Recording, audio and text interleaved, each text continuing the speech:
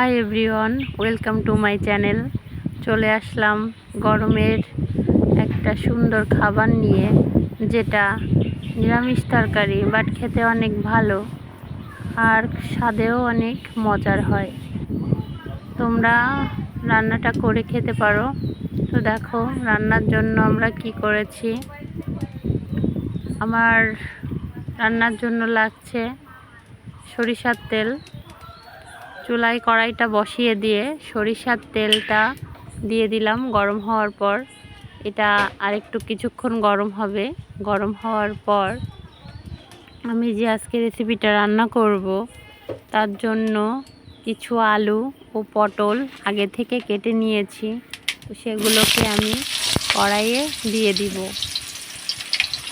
কড়াইয়ে দিয়ে দেওয়ার পর এটাকে সুন্দর করে ভেজে নিতে হবে। আর এই তরকারিটা নিরামিষ তরকারি হবে, এটাতে কোনো পেঁয়াজ রসুন ব্যবহার করা যাবে না।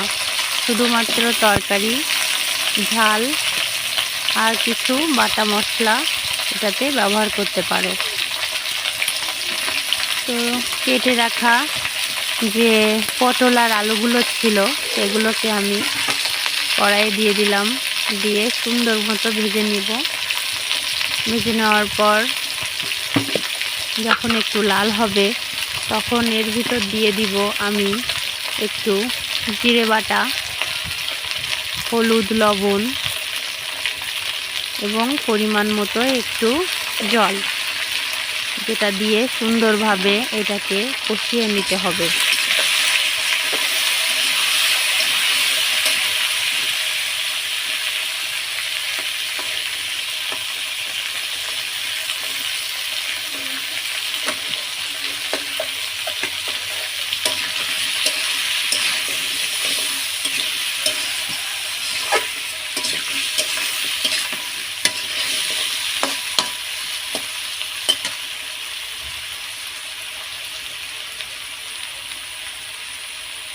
কষানো আমার শেষের দিকে এই পর্যায়ে দিয়ে দিব আমি একটু কেটে রাখা ঝাল। পরিমাণ মতো যে যেমন খেতে পছন্দ করো সে তেমনভাবেই স্বাদ মতো ঝাল দিয়ে দিবে। দিয়ে এটাকে সুন্দরভাবে নেড়ে চেড়ে মিশিয়ে নিতে হবে।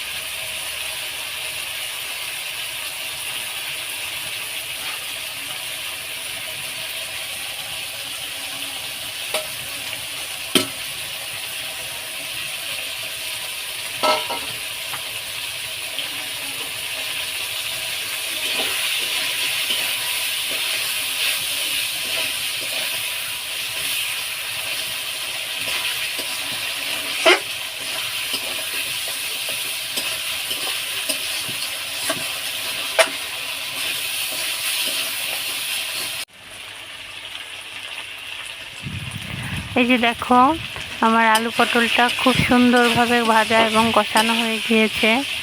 এই পর্যায়ে আমি দিয়ে দেব এর ভিতরে পরিমাণ মতো জল।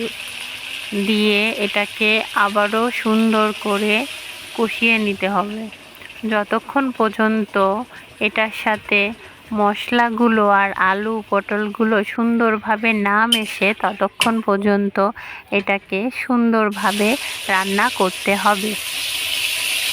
আর এর ভিতর দিয়ে দিলাম আগে থেকে বেটে রাখা কিছু মশলা, যেমন জিরে বাটা,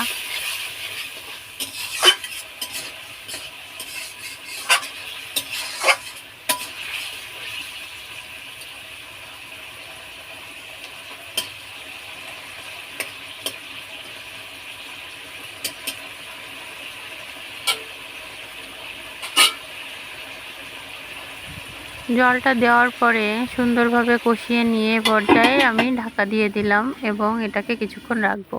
তারপর আবার চলে আসলাম ঢাকনা তুলে নিয়ে।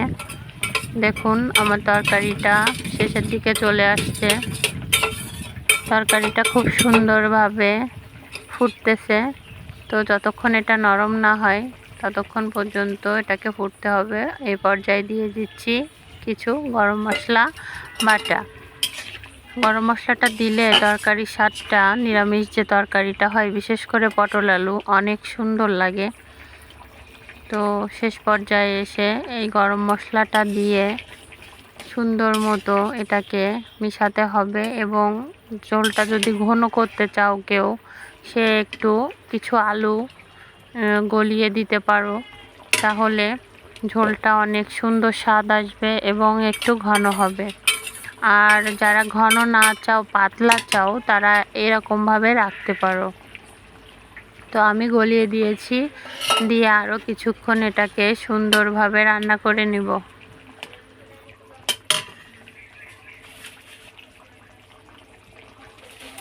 কিছুক্ষণ রান্না করার পর এই যে দেখো, আবার নেড়ে চেড়ে একটু মিশিয়ে নিতে হবে। আর আমার এই রান্নাটা যদি তোমাদের ভালো লাগে অবশ্যই একটা লাইক, কমেন্ট ও শেয়ার করো। চ্যানেলটাকে একটা সাবস্ক্রাইব করে দিও আর বেল আইকনটা প্রেস করে দিও, যাতে পরবর্তীতে যে ভিডিওগুলো আমি আপলোড করি তোমরা সুন্দরভাবে সেটা নোটিফিকেশান পেতে পারো এবং দেখতে পারো। আর আমার রান্নাটা কেমন হলো তোমরা বাড়িতে ট্রাই করে অবশ্যই দেখবে এবং আমাকে কমেন্টে জানাবে। আর যদি কোনো কিছু স্কিপ্ট হয়ে যায় সেটাও আমাকে বলে দিবে, আমি পরবর্তীতে সেগুলো তোমাদের মেসেজের মাধ্যমে বলে দেওয়ার চেষ্টা করব। তো দেখো, আমার রান্নাটা অলমোস্ট লাস্টের দিকে চলে আসছে। আমি এই পর্যায়ে এর থেকে আর বেশি ঝোলটা ঘন করতে চাচ্ছি না। আমি এমনভাবেই এটাকে নামিয়ে নিব। তো তোমরা যেমন ঝোলটা রাখতে চাও তোমরা রাখতে পারো, সেভাবে রান্না করবে। তো আমি সত্যি বলছি, এই রান্নাটা অনেক মজার হয়। তোমরা বাসায় রান্না করে খেতে পারো এবং আমাকে কমেন্টে অবশ্যই জানাবে তোমাদের কেমন লেগেছে। তো সবাইকে ধন্যবাদ জানিয়ে আমি এখানেই শেষ করলাম।